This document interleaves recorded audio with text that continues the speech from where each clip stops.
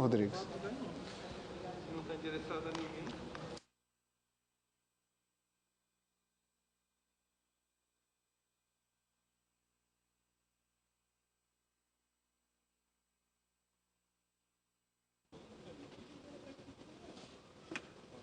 Eu serei o próximo e terei a honra de falar depois desse querido e bom amigo e grande senador Randolfo Rodrigues. A honra será toda minha. Vossa Excelência tem a palavra. Senhor presidente, a honra será toda minha.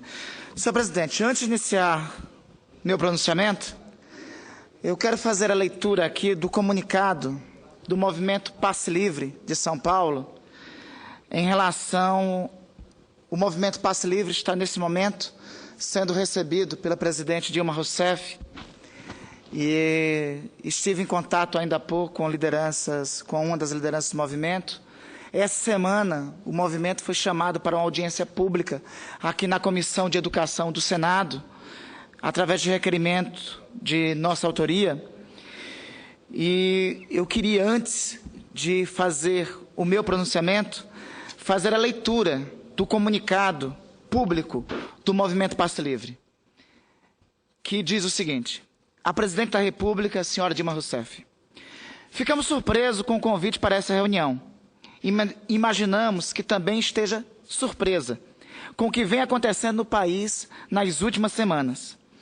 Esse gesto de diálogo que parte do governo federal destoa do tratamento aos movimentos sociais que tem marcado a política dessa gestão. Parece que as revoltas que se espalham pelas cidades do Brasil desde o dia 6 de julho tem quebrado velhas catracas e aberto novos caminhos. O Movimento Passe Livre, desde o começo, foi parte desse processo. Somos um movimento social, autônomo, horizontal e apartidário, que jamais pretendeu representar o conjunto de manifestantes que tomou as ruas do país. Nossa palavra é mais uma dentre aquelas gritadas nas ruas, erguidas em cartazes, pichadas nos muros. Em São Paulo, convocamos as manifestações com uma reivindicação clara e concreta: revogar o aumento. Se antes isso parecia impossível, provamos que não era e avançamos na luta por aquela que é e sempre foi a nossa bandeira: um transporte verdadeiramente público. É nesse sentido que viemos até Brasília. O transporte só pode ser público de verdade se for acessível a todos e a todas, ou seja, entendido como um direito universal.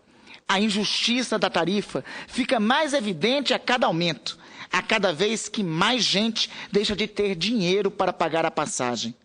Questionar os aumentos é questionar a própria lógica da política tarifária, que submete o transporte ao lucro dos empresários e não às necessidades da população. Pagar pela circulação na cidade significa tratar a mobilidade não como direito, mas como mercadoria. Isso coloca todos os outros direitos em xeque. Ir até a escola, até o hospital, até o parque, passa a ter um preço que nem todos podem pagar. O transporte fica limitado ao ir e vir do trabalho, fechando as portas da cidade para seus moradores. É para abrir as portas da cidade que defendemos a tarifa zero. Nesse sentido, gostaríamos de conhecer o posicionamento da Presidenta da República sobre a tarifa zero no transporte público e sobre a proposta de emenda constitucional 90 de 2011, que inclui o transporte no rol dos direitos sociais do artigo 6º da Constituição Federal. É por entender que o transporte deveria ser tratado como direito social amplo e restrito que acreditamos ser necessário ir além de qualquer política limitada a um determinado segmento da sociedade, como os estudantes. No caso do passe livre estudantil, defendemos o passe livre para todos e para todas. Embora priorizar o transporte coletivo esteja no discurso de todos os governos, na prática, o Brasil investe 11 vezes mais no transporte individual por meio de obras viárias e políticas de crédito para o consumo de carros, segundo o IPEA de 2011. O dinheiro público deve ser investido em transporte público. Gostaríamos de saber por que a presidenta vetou o inciso 5º do artigo do artigo 16º da Política Nacional da Mobilidade Urbana, Lei número 12.587, de 2012, que responsabilizava a União por dar apoio financeiro aos municípios que adotassem políticas de priorização do transporte público. Como deixa claro seu artigo 9º, esta lei prioriza um modelo de gestão privado baseado na tarifa, adotando o ponto de vista das empresas e não dos usuários. O governo federal precisa tomar a frente do processo de construção de um transporte público de verdade. A municipalização da CID e sua destinação integral e exclusiva ao transporte público representaria um passo nesse caminho em direção à tarifa zero. A desoneração de impostos, medida historicamente defendida pelas empresas de transporte, vai no sentido oposto. Abrir mão de tributos significa perder o poder sobre o dinheiro público, liberando verbas às cegas para as máfias dos transportes, sem qualquer transparência e controle. Para atender às demandas populares pelo transporte, é necessário construir instrumentos que coloquem no centro da decisão quem realmente deve ter suas necessidades atendidas: os usuários e trabalhadores do sistema. Essa reunião com a Presidente da República foi arrancada pela força das ruas, que avançou sobre bombas, balas e prisões. Os movimentos sociais no Brasil sempre sofreram com a repressão e a criminalização. Até agora, 2013 não foi diferente. No Mato Grosso do Sul, vem ocorrendo um massacre de indígenas e a Força Nacional assassinou, no mês passado, uma liderança terena, durante uma reintegração de posse. No Distrito Federal, 5 militantes do Movimento dos Trabalhadores Sem Teto foram presos há poucas semanas, em meio às mobilizações contra os impactos da Copa do Mundo da FIFA. A resposta da polícia aos protestos iniciados em junho não destoa do conjunto. Bombas de gás foram jogadas dentro de hospitais e faculdades. Manifestantes foram perseguidos e espancados pela polícia militar. Outros foram baleados. Centenas de pessoas foram presas arbitrariamente. Algumas estão sendo acusadas de formação de quadrilha e incitação ao crime. Um homem perdeu a visão. Uma garota foi violentada sexualmente por policiais. Uma mulher morreu asfixiada pelo gás lacrimogênio. A verdadeira violência que assistimos nesse junho veio por parte do Estado em todas as suas esferas. A desmilitarização da polícia, defendida até pela Organização das Nações Unidas, e uma política nacional de regulamentação do armamento menos letal, proibido em diversos países e condenado por organismos internacionais, são urgentes. Ao oferecer a Força Nacional de Segurança para conter as manifestações, o ministro da Justiça mostrou que o governo federal insiste em tratar os movimentos sociais como assunto de polícia. As notícias sobre o monitoramento de militantes feitos pela Polícia Federal e pela Agência Brasileira de Inteligência vão na mesma direção: criminalizar a luta popular.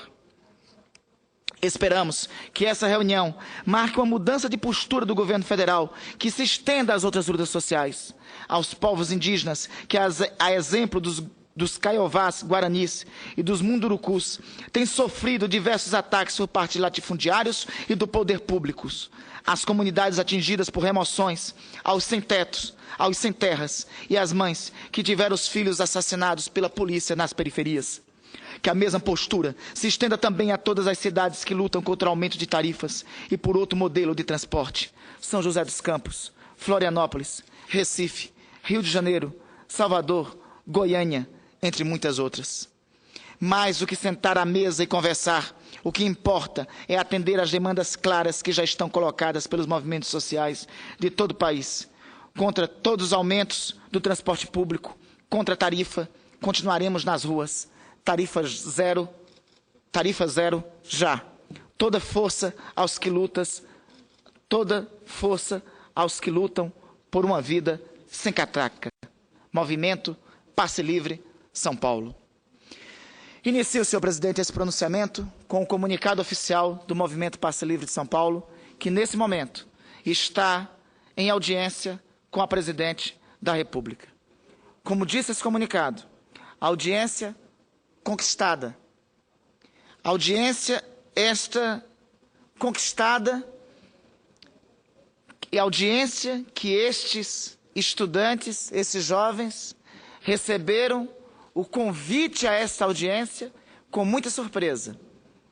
E que, acredito, a Presidente também com surpresa recebeu os notórios acontecimentos das últimas 2 semanas. Os notórios acontecimentos dos últimos 7 dias. 7 dias que abalaram o Brasil. Numa paronímia com 11 dias que abalaram o mundo, de John Reed, 7 últimos dias que abalaram o Brasil. E eu diria, senhor presidente, com a consciência de alguém que participou de uma geração de mobilizações, de uma geração que há 20 anos atrás pintou a cara, que há 20 anos atrás participou de mobilizações de rua, de uma geração que cresceu e que foi forjada vendo outras gerações estando nas ruas. Eu fui forjado na luta política, senhor presidente. Eu aprendi com a luta política e o senhor que me conhece sabe disso muito bem. Eu aprendi com a luta política e aprendi com mandamentos de professores que ouvi. Eu aprendi com discursos como de Salvador Allende, que no seu célebre último discurso, ilhado no La Moneda, no Chile, dizia: a história é nossa e é feita pelos povos. Eu aprendi lendo trechos como de João Fernandes Vieira, no século XVIII, que dizia, já no período do Estado absolutista, que é necessário desobedecer ao rei para servir ao rei. Eu aprendi na formação política que é necessário se levantar sempre para fazer com que a sociedade avance. Eu aprendi com a formação política que a sociedade sempre precede o Estado. Eu aprendi, inclusive, na formação política, e nos ensinou discursos dessa tribuna de grandes parlamentares, como Ulisses Guimarães, que a sociedade que precede o Estado e a sociedade com mobilizações que precedem o Estado é que fazem com que o Estado avance. Então, senhor presidente, meus caros senadoras, senadores, aqueles que nos ouvem, nos assistem pela Rádio e TV Senado, um momento como este da história nacional deve ser saudado. Um momento como esse não pode ser criminalizado ou mal comparado. Não é tuitando imagens como esta que eu vi nesse final de semana. Gente tuitando imagem de 1964, tentando assemelhar essas manifestações de hoje com a marcha da família com Deus pela liberdade. Isso aqui é uma foto de 1964 da Marcha Família com Deus pela Liberdade, em que tinha um cartaz intitulado O Gigante Acordou. Tentando comparar com a hashtag dos jovens de hoje. Tentando fazer essa comparação. Pasmem, eu vi isso essa semana em redes sociais. Eu vi em redes sociais alguns tentando alegar que esse movimento de rua, senador Paulo Paim, dessa semana é conservador, de direita e fascista. Eu acho que conservador, eu acho que esse caminho é o caminho de quem não está entendendo o que está acontecendo.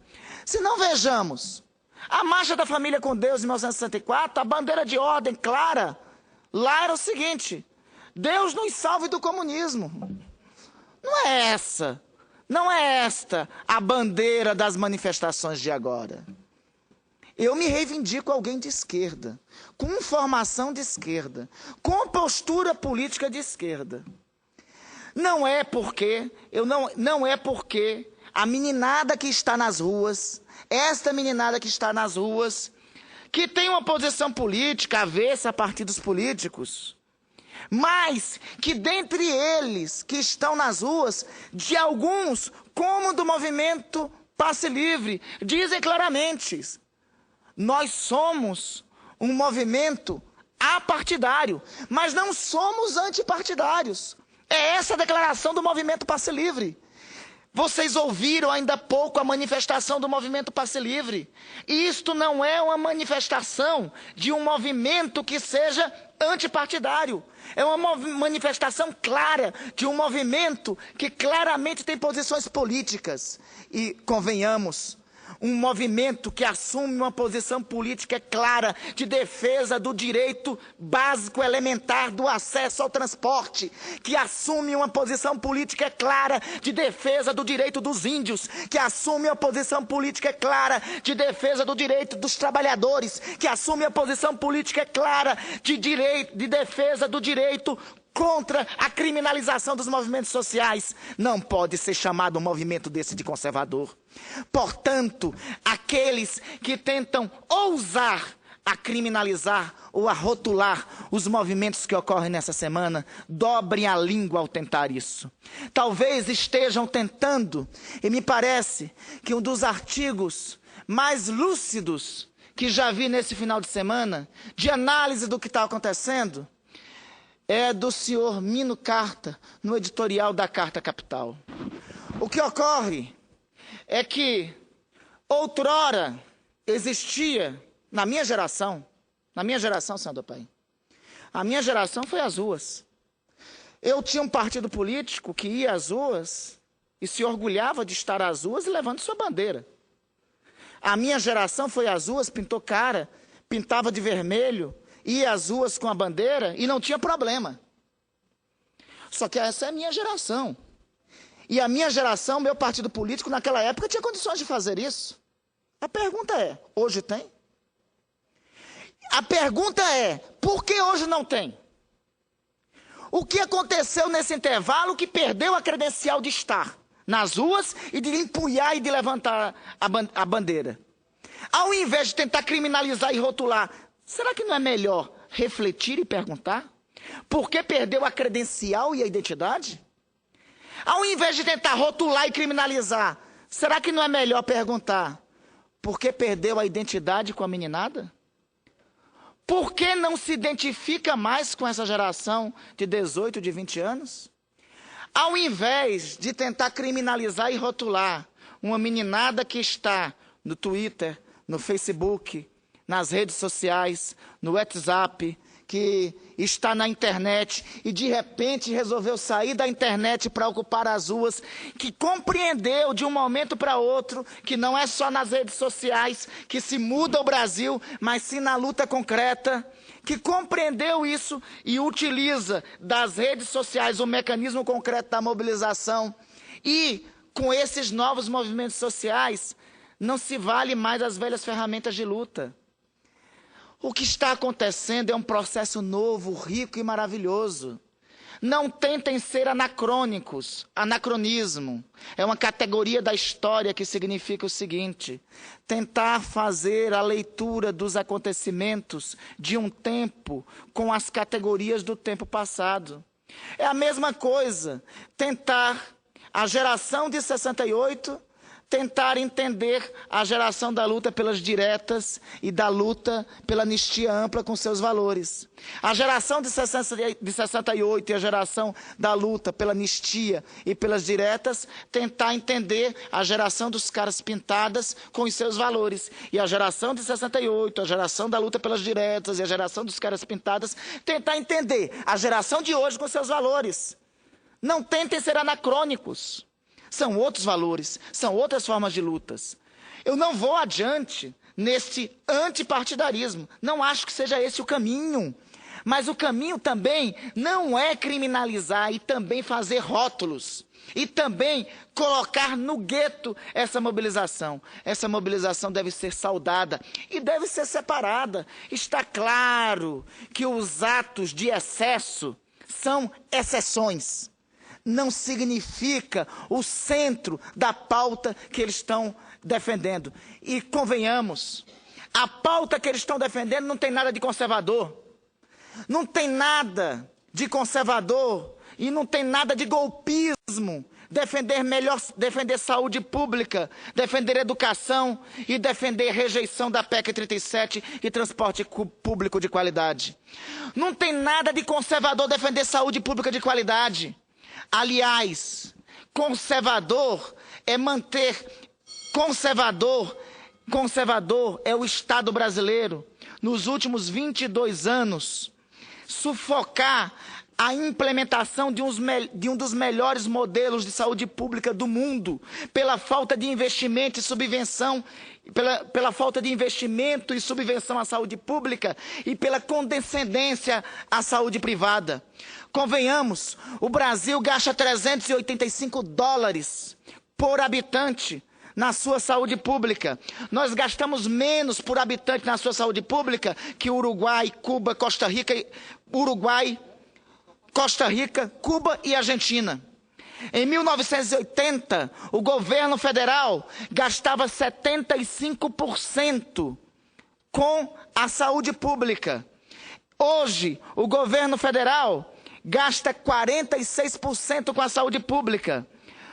Em 1980, os municípios e estados gastavam 25%.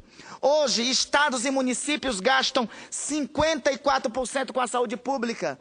Ao longo de mais de 30 anos, o governo federal foi desresponsabilizando-se com a saúde pública.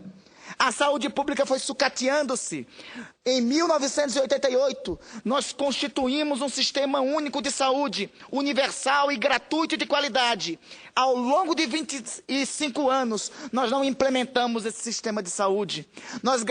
Nós asseguramos na Constituição a universalidade do sistema de saúde, mas nós não asseguramos. Nós investimos 3% do PIB e para assegurar um sistema público de saúde gratuito e de qualidade, nós precisávamos de 7% do produto interno bruto.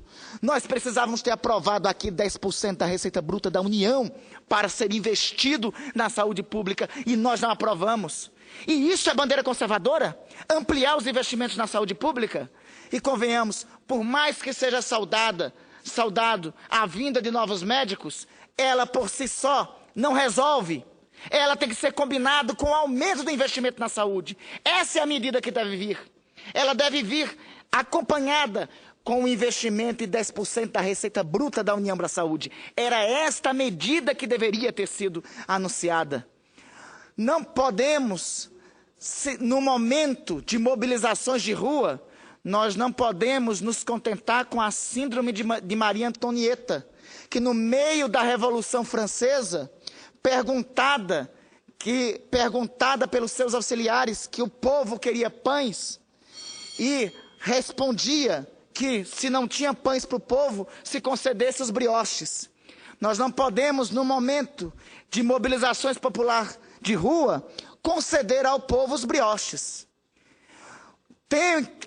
No momento no momento em que se reivindica saúde de qualidade, é insuficiente somente a medida de convocar médicos. Temos que ampliar os investimentos em saúde pública. Assim como as ruas reclamam educação, é importante a medida dos royalties para a educação, mas também a ela deve ser somado o seguinte: existe uma proposta de emenda nossa ao Plano Nacional de Educação, que os lucros, essa medida implica no seguinte, que os lucros das empresas estatais que hoje vão para o pagamento da dívida pública sejam todos destinados à aquisição, sejam todos destinados para obter a meta dos 10% do produto interno bruto para a educação. É necessário medidas concretas, é necessário reduzir o que nós investimos, o que nós destinamos à dívida pública. É necessário, concretamente, ampliarmos investimentos em educação e saúde e não simplesmente tomarmos medidas paliativas. Nós não podemos, não é possível responder o reclame das ruas com brioches. Nós temos que responder o reclame das ruas com respostas concretas que ampliem investimentos em educação e em saúde. E por fim, senhor presidente, não me venham dizer que o Ministério Público é uma instituição conservadora.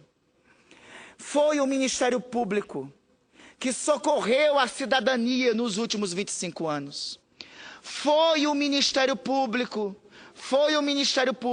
que socorreu parlamentares do Partido dos Trabalhadores nos últimos 25 anos na oposição ao governo de Fernando Henrique.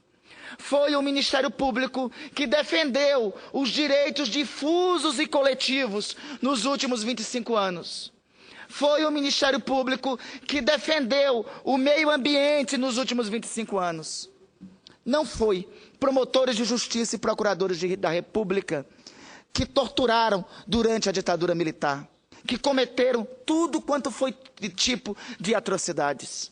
Então, não venham com esse discurso que o Ministério Público é uma instituição conservadora e que, portanto, a defesa pela rejeição da PEC 37 é uma bandeira conservadora. Não é uma bandeira cidadã. E estão certos os meninos nas ruas. Não tem nada de conservador nas bandeiras. Defender transporte público de qualidade. Defender mais investimento em saúde, mais investimento em educação. Defender a rejeição de uma proposta de emenda constitucional que só serve a ampliar a impunidade nesse país. Eu tenho orgulho de estar ao lado dessas bandeiras. Essas bandeiras são progressistas. Essas bandeiras são do lado certo do povo, do lado certo do Brasil.